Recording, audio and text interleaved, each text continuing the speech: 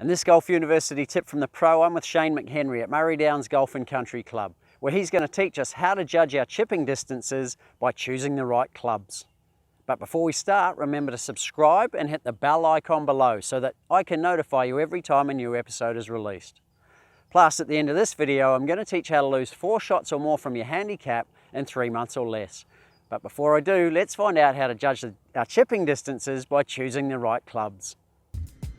This tip from the pro brought to you by Golf University, the world's premier golf improvement program.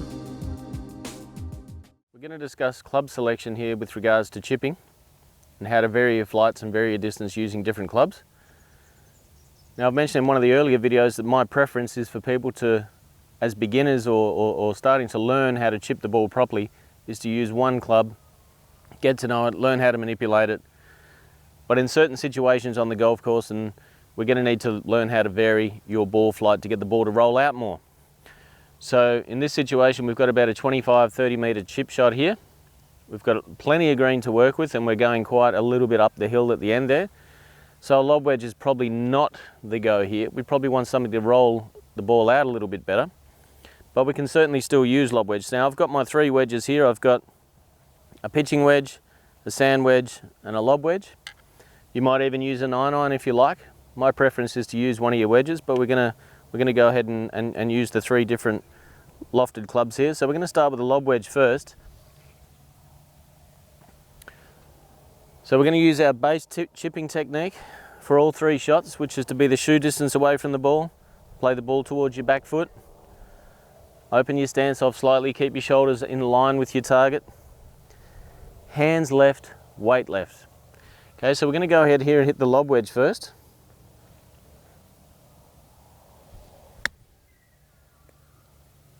Okay, so that's gone up the hill, taken a little bit of spin and then stopped, which we would imagine it would, being a lob wedge. It's going to spin the ball a little bit too much. So now we're going to go with a sand wedge and do the same thing. We still want to hit down. No matter what you're doing in chipping, you always want to hit down and catch some of that grass. You want to have the sensation that you're hitting the ball down into the grass rather than up in the air.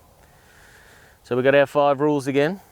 Hands left, light hands, so the heaviness of the club feels heavy to you. That means you're holding it correctly in terms of grip tension.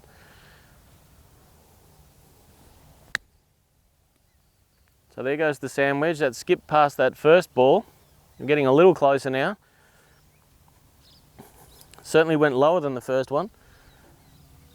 Now we're going to go with my pitching wedge here. My pitching wedge is a 48 degrees. Now there's some wedges out there these days that are a lot longer, a lot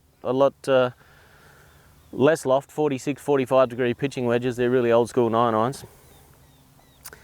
Same thing here, we're just not going to need as big of a swing, so we're still following the same 5 rules. Ball off the 1 shoe distance from the ball is the distance we're going to stand. Place the ball off your back foot, slightly open stance, shoulders straight. Hands left, weight left.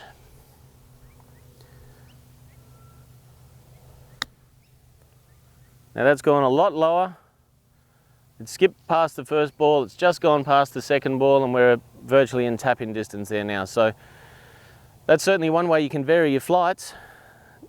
You will need to practice that quite a bit so that you've got fresh in the end of your fingers what's going to happen. What kind of a flight am I going to get out of my lob wedge?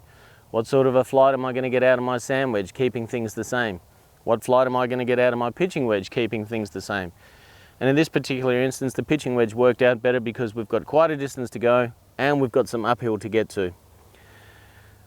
Stick to the base technique, vary your clubs, but practice it so that it's fresh in your fingers. We hope that helps with your consistency and with your confidence for your chipping. Well, there it is. I hope you enjoyed this Golf University tip from the pro. Remember to ask a question in the comments below if you need even more help, and feel free to share this video with your golfing friends.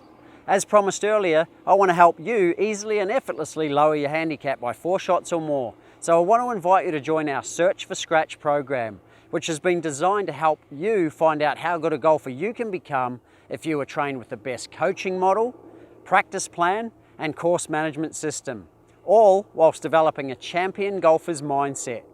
For more information and to become another one of our success stories, visit searchforscratch.tv/searchforscratch program or click the link in the description below.